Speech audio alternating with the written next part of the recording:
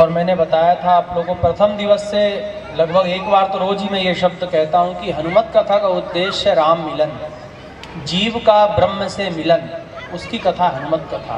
क्योंकि हनुमान जी का काम क्या है? तुमरे भजन राम को पावे। हनुमान जी का भजन करने से राम की प्राप्ति होती है। हनुमत कथा का उद्देश्य राम को भक्त से और भक्त को राम से मिलाना। विभीषण जी को राम से मिलाया, सुग्रीव जी को राम से मिलाया, जो राम के भक्त हैं उनको राम तक पहुंचाना, ये हनुमान जी का काम है। और भगवान को प्राप्त करने के 3 मार्ग बताए हमारे शास्त्रों में ईश्वर प्राप्ति के। पहला ज्ञान का मार्ग, दूसरा कर्म का मार्ग, तीसरा भक्ति का मार्ग। ज्ञान, कर्म और भक्ति, ये 3 मार्ग है हमारे। गीता जी में भी 3 योग, ये 3 योग हैं। योग का मतलब, योग शब्द का होता है जोड़। जोड़ जोड़ते हैं ना आप लोग, बचपन में जोड़ा होगा 4 और 4 तो लिख देते नीचे कुल योग 8। योग मतलब जिसके द्वारा ईश्वर से जुड़ा जाए, उस क्रिया को योग कहते हैं। वो आज वाला योगा केवल अनुलोम विलोम कपाल भाती, बस को योगा नहीं कहते, वो तो उसका एक अंश है। 8 अंग है उसके, यम, नियम, आसन, प्राणायाम, प्रत्याहार, धारणा, ध्यान और समाधि, अंतिम अवस्था समाधि। तो योग, योग के अंदर देखिए, अब भगवान कृष्ण ने गीता जी में योग का वर्णन किया है। ज्ञान योग 6 अध्याय में ज्ञान योग, फिर आगे के 6 अध्याय में कर्म और फिर 6 अध्याय में भक्ति। इस प्रकार 18 अध्याय गीता जी में। ज्ञान, कर्म और भक्ति, ये 3 मार्ग बताएं ईश्वर की प्राप्ति। अब लोग बाग बोलते हैं भक्ति करना बड़ा कठिन है। मैंने कई लोगों के मुझ सुना रहे, गुरु महाराज ये तो साधु संतों का काम है, भक्ति करना बड़ा कठिन है। ये 3 मार्ग है भगवान को प्राप्त करने के, ज्ञान, कर्म और भक्ति। और मैंने अधिकतर लोगों के, जो कभी नहीं करते, वो लोग बोलते हैं जनरली कि अरे गुरु महाराज बहुत कठिन काम है, ये भजन पूजन, ये कोई सरल काम थोड़ी है, बहुत कठिन है। कठिन काम बताते हैं। तीनों मार्गों में सबसे सरल भक्ति मार्ग है भगवान को प्राप्त करने का। आप लोग बोलोगे कैसे, तो अब एक्सप्लेन कर रहा हूं मैं, समझा रहा हूं, सुनिए। ज्ञान किसको कहते हैं? अब आप लोग कहां पे खड़े हो, आप अपना अपना तराजू अपने पास रखिए है, मैं बोलते जा रहा हूं, तराजू दे रहा हूं, अब आप लोग तौल लीजिए, आप कहां पे हैं वहां पे खड़े हो जाइए। आप ज्ञानी है तो ज्ञान मार्ग पर निकल लीजिएगा, कर्मयोगी है तो कर्म मार्ग पर, और भक्ति का अंश अधिक है तो भक्ति पर, है ना। मैं तराजू दे रहा हूं आप लोगों को, माप दे रहा हूं, है ना, स्केल, जिससे आप अपने आप को नाप लें। ज्ञान मार्ग पहला वर्णन। ज्ञान मार्ग सबसे अधिक वर्णन आता है ऋग्वेद। ऋग्वेद को क्या कहते हैं? ज्ञान कांड। कल बताया था मैंने, वेद त्रयी में। यजुर्वेद कर्म कांड है, सारे ब्राह्मण यजुर्वेद पढ़ते हैं। शुक्ल यजुर्वेदी पाठी हमारे इधर के सारे ब्राह्मण, दक्षिण के कृष्ण यजुर्वेदी कर्म कांड है उसमें। सामवेद जो है वो भक्ति परक है, स्तुति है उसमें, इसलिए भगवान ने उसको ऊपर रखते हुए कहा वेदा नाम सामवेद, उसमें स्तुतियां हैं। क्योंकि 3 ही वेद का मुख्य वर्णन आता है। पहले तो हमारे यहाँ वेद त्रयी थी, बाद में चौथा वेद व्यास जी के समय से आया है। तीनों का निचोड़। अथर्व वेद में जादू टोने टोटके अर्थ सिद्धि जल्दी से प्राप्त, कलयुग के लिए विशेष रूप से अथर्व वेद बनाया। पहले केवल वेद त्रयी ही थी, अ, उ और म, ओम या गायत्री मंत्र के 3 पद, उनसे वेदों का उत्पन्न। हालांकि गायत्री मंत्र के 3 विभाग भी ओम से ही हुए हैं, लेकिन ज्यादा गूढ़ में ना जाऊं। ज्ञान के बारे में सुनिए। ज्ञान किसको कहते हैं? 2 लाइन में बता रहा हूं, है ना।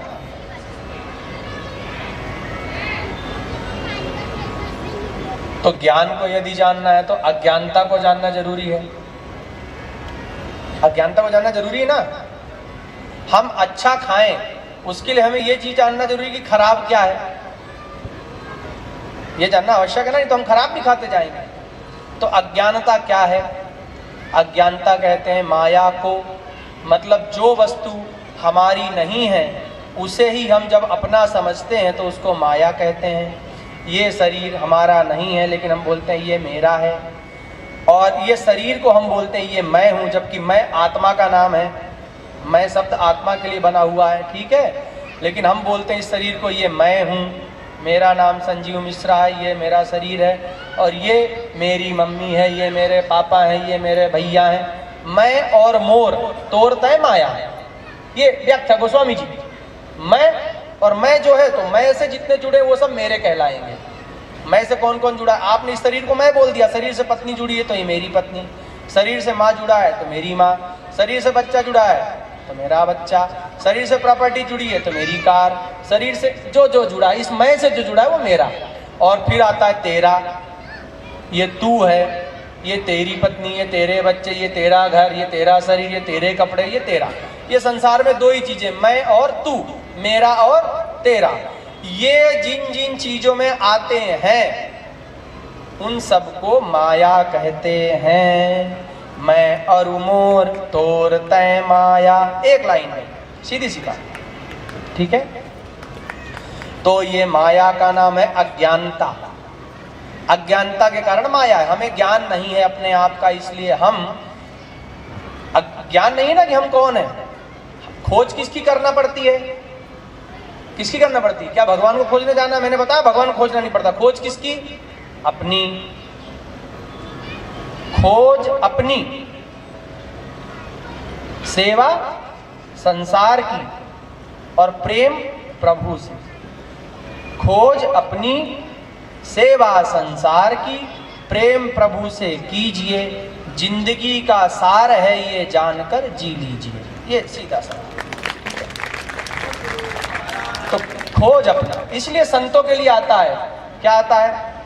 आत्मज्ञान हो गया उनको, आत्मबोध हो गया। कहीं भी नहीं लिखा परमात्म बोध, परमात्म ज्ञान। परमात्मा का ज्ञान किसी को नहीं है, किसी को नहीं है, क्योंकि परमात्मा के लिए वेदों में भी लिख दिया नेति नेति कहा वेद बखाना। वेदों को भी नहीं है ज्ञान उसका पूरा पूरा। नेति, वेदों ने भी पूरा कह के लिख दिया नेति, न इति, टू बी कंटिन्यूड, अभी आगे भी है। क्रमशः धारावाहिक में लिखा था ना, धारावाहिक को क्या बोलते हैं? सीरियल। उसमें जब एपिसोड समाप्त होता है तो लिखा था टू बी कंटिन्यूड, आगे क्रमशः।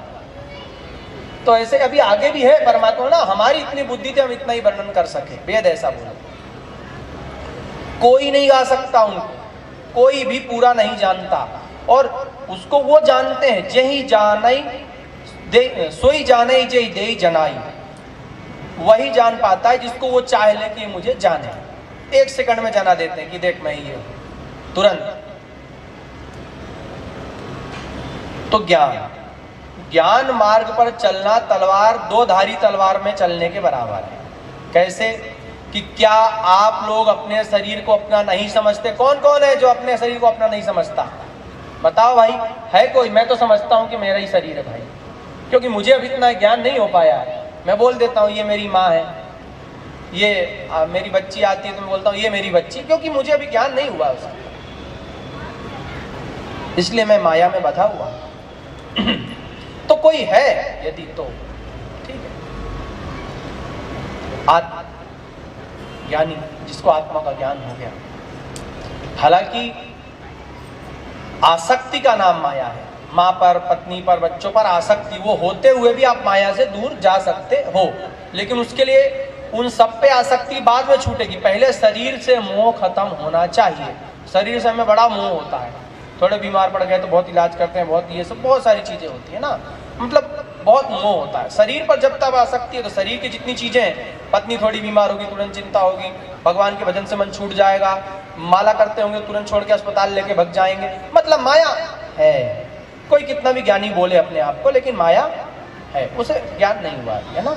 ठीक है, तो ज्ञान मार्ग पे चलना कठिन है कि सरल? बताओ भाई, जितने लोग बैठे, सरल है कि कठिन? कठिन है। तो ज्ञान मार्ग पे नहीं चल सकते। दूसरे नंबर पे आया कर्म मार्ग। क्या आया? कर्म। ज्ञानी क्या समझता है कि ये सब भगवान है। ये कौन है? भगवान। ज्ञानी क्या समझता है? सिया राम मैं सब जग जानी, मैं भी ईश्वर हूं, अहम ब्रह्मास्मि, और जितने भी सब दिख रहे हैं वो सब भी ब्रह्म है। ये ज्ञानी की दृष्टि है, ज्ञान दृष्टि बोलते हैं उसको, ठीक है। ये बहुत मुश्किल है, हम तो भैया अपने वाले को ही अपना समझ रहे हैं, दूसरे को नहीं समझ रहे हैं, और दो चार उसके बारे में गलत बातें भी बोल दे रहे हैं, तो भाई ज्ञानी कहाँ से हुए? नहीं हुए। ठीक है।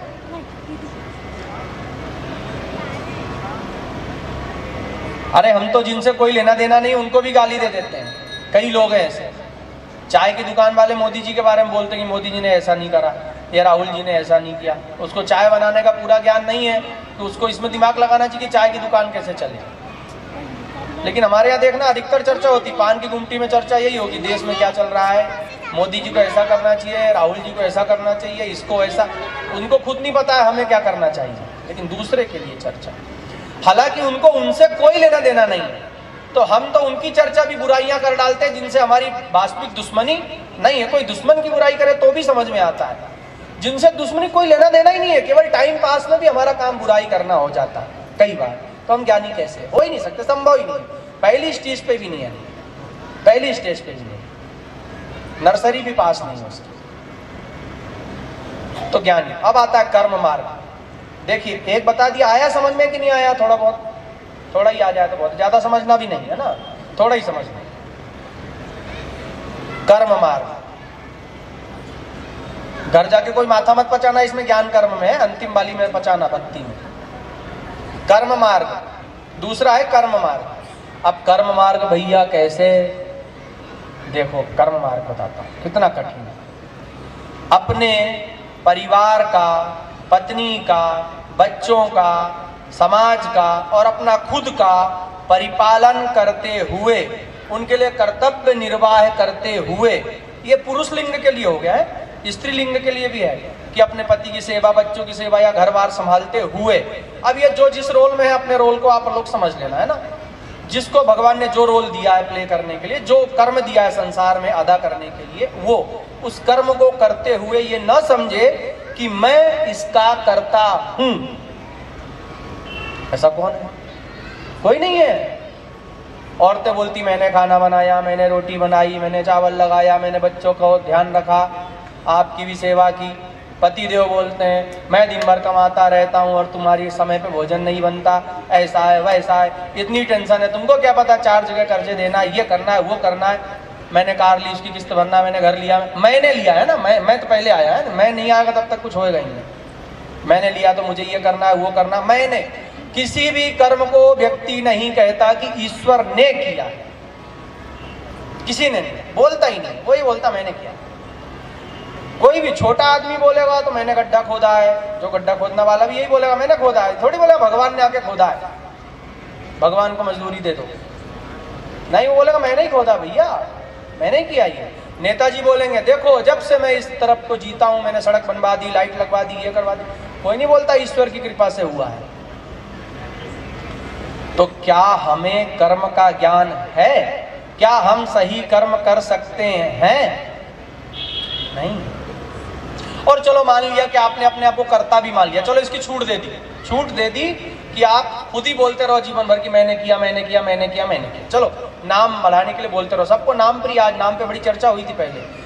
आप लोगों ने सोच लिया कि मैं बोलूंगा हाँ मैंने किया है, बैनर पोस्टर लगवा दूंगा कि मैंने टंकी बनवाई, मैंने ये किया, मैंने सब करूंगा, प्रचार भी करूंगा। चलो तब भी केवल अच्छे ही कर्म करना और गलत कर्म न करना, ये भी बड़ा कठिन है। चलो आप मान लेते हैं केवल श्रेष्ठ कर्म करते रहेंगे, क्या ये है? हालांकि भगवान ने बोला यदि आप श्रेष्ठ कर्म कर रहे हो तो भी आप बंधन में फंसोगे, गलत कर्म कर रहे हो तो भी फंसोगे। जब दोनों कर्मों के फल से मुक्ति होगी उसे मुक्ति कहते हैं, और वो तब होती है जब हम कर्म के फल को ऐसा कहते हैं कि कर्म भगवान ने किया है, तो ना हमें अच्छे कर्मों का फल मिलता ना खराब कर्मों का दोष। अर्जुन जब कहता है कि मैं इन सबको मारूंगा तो क्या मुझे पाप नहीं लगेगा, तो भगवान कहते हैं तू अपने आप को कर्ता मत मान, क्योंकि इनको मारने वाला मैं हूं। तो ये समझ कि भगवान ने मारा है तो उसको कर्तापन का दोष नहीं लगता। जब भगवान श्री कृष्ण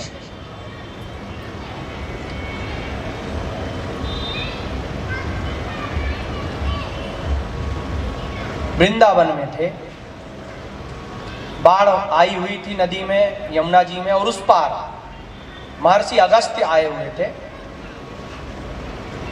उन्होंने किसी संदेश भिजवाया कि भाई मेरे लिए भोजन का इंतजाम करें। और कन्हैया तो गोपियों के साथ लीलाएं करते रहते थे और उनके लिए लड़कियां भी देख रहे थे, घर वाले, विवाह आदि की भी चर्चाएं हो रही थी सब, और उनका कोई ब्रह्मचारी रहने का कोई स्वभाव नहीं था। तो उनके घर खबर आई तो उन्होंने कुछ गोपियों को 56 भोग थाल में सजा करके भेज दिया कि जाओ यमुना जी पार करते हुए चले जाओ। बोले यमुना जी में बड़ी लहरें, हम लोग जाएंगी, भोजन मिल जाएगा, नाव भी डगमग डगमग डोले। बोले नहीं, नाव पे बैठना ही मत, पैदल पार कर देना नदी को। कैसे? बोलना कि भाई भगवान श्री कृष्ण ब्रह्मचारी है, उनका मन तन वचन सब तरफ से ब्रह्मचारी है, तो हम पार हो जाए, हम ना डूबे, यमुना जी रास्ता दे दे। और ऐसा ही हुआ, उन्होंने बोला, यमुना महारानी ने रास्ता दे दिया। और अगस्त महर्षि थे, उन्होंने पूरा भोजन कर लिया। और जब जाने लगी गोपियां तो उन्होंने कहा कि ऋषिवर हमें भगवान ने आने का मार्ग तो बता दिया, यहाँ से वापस जाने का मार्ग नहीं बताया। तो उन्होंने कहा कि जाओ यमुना जी के किनारे खड़े हो जाना, कहना कि ऋषि ने यदि भोजन अन्न के रूप में ना खाया हो, सदा फलाहारी हो। बोले बाप रे बाप, 56 भोग घटक गए और बोल रहे फलाहारी। यदि ये सदा फलाहारी है तो फिर हमको यमुना महारानी रास्ता दे दे। और यमुना जी ने रास्ता दे दिया। तो कन्हैया से पूछा तो उन्होंने बोला, गोपियों सुनो, जिस वस्तु का भोग हम मन से नहीं करते हैं, जिसमें कर्तापन का अभिमान नहीं होता, उसको भोगने का दोष नहीं लगता है। इसलिए भगवान कृष्ण को योगेश्वरेश्वर कहते हैं। कहने का भाव कि कर्म भी बड़ा कठिन है, कर्म का मार्ग, लेकिन भक्ति का मार्ग बड़ा सरल है भैया। क्योंकि भक्ति के अंदर गुलाब जामुन भी है, रसगुल्ले भी हैं, मलाई बर्फी भी है, सोहन पपड़ी भी है और काजू कतली भी है और सब है। मतलब कहने का भक्ति 9 प्रकार की है। श्रवणम, आप लोग सुन रहे हैं, केवल सुनते ही रहे कथा जीवन पर्यंत, तो भी भवसागर से पार हो जाओगे, मुक्ति मिल जाएगी। केवल सुनते ही रहे तो भी, केवल सुनते रहे तो भी। एक दिन एक कथा सुनाई थी ना, एक व्यक्ति ने एक बार राम नाम लिया था, तर गया था। 12 नाम कहत जग जोई, होई तरन तारन नर सोई। तेऊ लिखा है, जेऊ और तेऊ। तो एक बार भी राम नाम लेने वाला मुक्त हो जाता है। तो आप लोग कथा सुन रहे हैं, क्यों मुक्त नहीं होना? अवश्य, विश्वास पक्का है तो जरूर होना है। दूसरी भक्ति कीर्तन, तीसरी भक्ति है स्मरण। 3 भक्ति की चर्चा एक दिन, कल हो सकेगा तो मैं पूरी 9 भक्तियों के बारे में पूरा समझाऊंगा। आज कथा विश्राम का समय हो गया है, 6 बजे विश्राम का समय, 6:30 बज रही लगभग। तो भक्ति मार्ग बहुत ही सरल है। आप केवल भगवान का नाम जप करके तर सकते हैं, कथा सुनते सुनते तर सकते हैं। स्मरण, जो सुना हुआ है या जो नाम है उसका स्मरण करते करते दिन रात। मैंने स्मरण विधि बताई थी ना। आप आसन में मत बैठो, माला झोली मतलब केवल रोटी बनाते बनाते सीताराम सीताराम बोलो, घर में पोछा लगाते लगाते ही बोलो, मंदिर में पोछा लगाने का ही फल मिलेगा।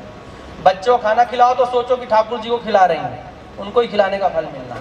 ध्यान, जिस चित्त वृत्ति पर हम स्थिर होते हैं उसका फल हमें मिलता है। ध्यान ईश्वर पर है। हम अपने पति को भोजन करा रही हैं, मतलब ईश्वर को करा रही, तो ईश्वर को ही भोजन कराने का फल मिलेगा। इसी प्रकार पुरुष लोग सोचे कि हम अपना जो कर्म कर रहे हैं वो ईश्वर सेवा है, जिसको जो कर्म मिला है वो ईमानदारी से करे तो अवश्य। जो कोई भंगी है और झाड़ू ही लगा रहा है, झाड़ू लगाते लगाते सोचे कि रोड में झाड़ू लगाना बहुत शुभ है, सीताराम बोले तो मंदिर में ही झाड़ू लगाने का फल मिलेगा। भगवान को क्योंकि जाति पात से कोई लेना देना नहीं है, बिल्कुल नहीं है, बिल्कुल कोई लेना देना है ही नहीं। तो उसको बिल्कुल 100% वही राम जी के मंदिर में झाड़ू लगाने का फल मिलने वाला है, यदि उसने उसको सही ढंग से किया है। तो हम कोई भी कर्म ईमानदारी से करें और ईश्वर का नाम लें और ईश्वर का कृपा का सतत सांस सांस में अनुभव करते रहें, तो उसमें हम मुक्त हो जाएंगे। हमको अलग से कोई उपाय नहीं करना, सहज योग, सहज रहना है, बिल्कुल हल्का रहना है।